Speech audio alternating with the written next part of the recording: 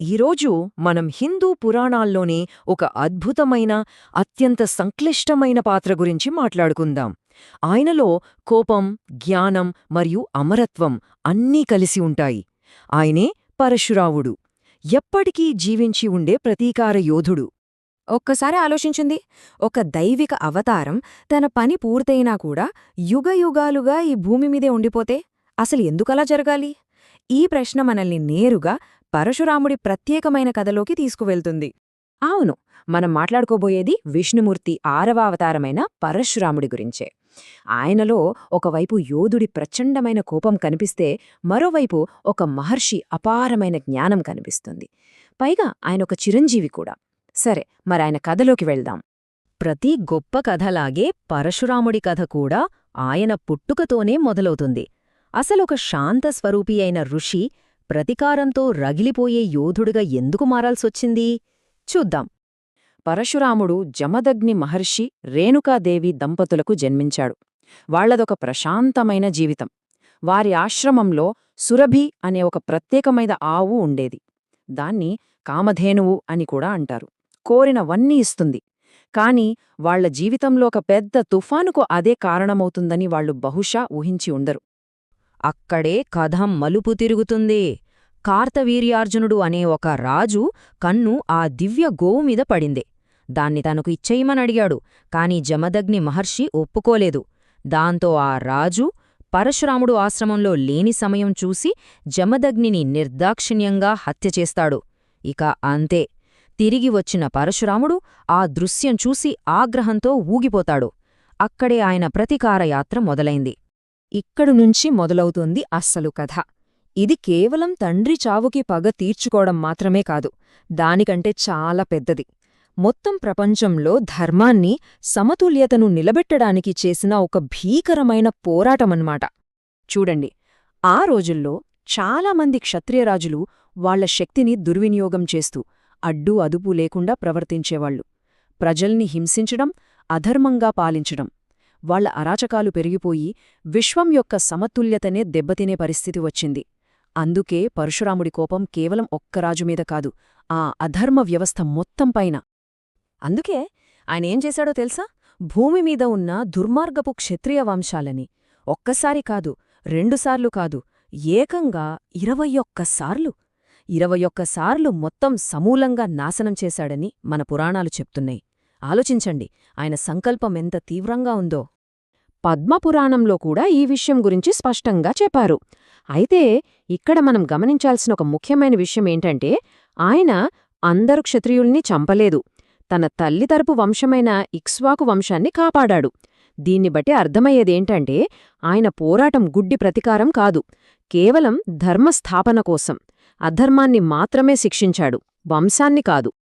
పరశురాముడంటే మనకు గుర్తొచ్చేది ఆయన గొడ్డలి, ఆయన కోపం. కాని ఆయనలో మరో కోణం కూడా ఉంది. ఆయనొక గొప్ప గురువు, విధ్వంసకారుడే కాదు, ఆయన వీరులను తీర్చిదిద్దే ఒక మార్గదర్శి కూడా. చూడండి, ఒకవైపు ఆయన ఆయుధం పరశువు, అంటే గండ్రగొడ్డలి, దాంతో దుష్టుల్ని సంహరిస్తాడు. మరోవైపు ఆయన ఆయుధం జ్ఞానం, దాంతో గొప్ప గొప్ప వీరుల్ని తయారుచేస్తాడు. ఒకవైపు ప్రచండమైన ఆగ్రహం, మరోవైపు అపారమైన శాంతం. ఇదే ఆయన ప్రత్యేకత. ఆయన శిష్యులెవరో తెలిస్తే ఆశ్చర్యపోతారు. సాక్షాత్తు మహాభారతంలో కీలక పాత్రలైన భీష్ముడు, ద్రోణుడు, చివరికి కర్ణుడు కూడా. వీళ్లందరూ పరశురాముడి దగ్గర విద్య నేర్చుకున్నవాళ్లే. అంటే ఆ ఇతిహాసం మీద ఆయన ప్రభావం ఎంత ఉందో మనం అర్థం చేసుకోవచ్చు. ఇక్కడ మరో ఆసక్తికరమైన విషయముంది. అంబ అనే రాకుమారికి న్యాయం చేయడం కోసం ఆయన తన సొంత శిష్యుడైన భీష్ముడితోనే యుద్ధానికి దిగాడు. ఆ యుద్ధం ఏకంగా 23 రోజులు జరిగిందట. చివరికి ఎవ్వరూ గెలవలేదు. అంటే ఆయనకు న్యాయం ముందు శిష్యుడైనా శత్రువైనా ఒక్కటే. ఇక పరశురాముడి జీవితంలో మరో అతి ముఖ్యమైన ఘట్టం, విష్ణువు యొక్క ఇంకో అవతారమైన శ్రీరాముడితో ఆయన సమావేశం. ఇది చాలా కీలకమైన సంఘటన. సీతాస్వయంవరంలో రాముడు శివధనుస్సును విరిచినప్పుడు వచ్చిన భీకర శబ్దానికి పరశురాముడు ప్రళయకాల రుద్రుడిలా అక్కడికొస్తాడు. తన గురువైన శివుడి విల్లును విరిచిన ఆ యువరాజు ఎవడని ఆగ్రహంతో సవాలు చేస్తాడు. అది మామూలు సవాలు కాడు, ఒక దైవిక పరీక్ష. రాముడు శార్ఘ అనే విల్లుని ఎక్కుపెట్టగానే పరశురాముడిలోని విష్ణుతేజస్సు మొత్తం రాముడిలోకి వెళ్ళిపోతుంది. అప్పుడు అర్థం చేసుకుంటాడు పరశురాముడు, తన అవతార కార్యం ఒక దశకు చేరుకుందని, తరువాతి కార్యం కోసం వచ్చిన మరో అవతారం రాముడని. అది ఒక యుగం నుంచి మరో యుగానికి శక్తి బదిలీ జరిగిన క్షణమనమాట. అయితే రాముడితో జరిగిన ఈ సంఘటనతో పరశురాముడి కథ అయిపోలేదు. నిజానికి చెప్పాలంటే ఇక్కడే ఆయన కథ కాలానికి అతీతంగా నిలిచిపోతుంది. ఎలాగో చూద్దాం. పరశురాముడు చిరంజీవుల్లో ఒకరు. చిరంజీవి అంటే అమరుడు అని అర్థం.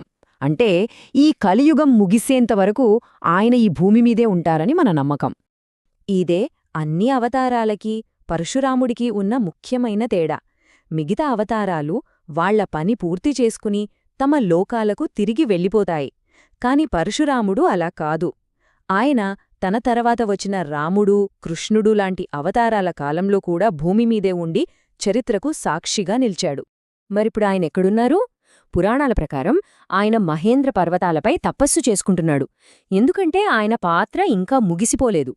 కలియుగం చివర్లో అధర్మం పెరిగిపోయినప్పుడు విష్ణువు చివరి అవతారమైన కల్కికి గురువుగా వచ్చి మళ్లీ ధర్మస్థాపనలో సహాయం చేస్తాడట. సో పరశురాముడి కథ మనకేం చెప్తోంది? ధర్మాన్ని రక్షించే శక్తి ఎప్పటికీ నశించదని, అది కేవలం సరైన సమయం కోసం వేచి చూస్తూ ఉంటుందని. అసలొక రక్షకుడు ఎప్పటికీ కాలాతీతంగా ఉండటం వెనుకున్న అసలు అర్థమేమిటి?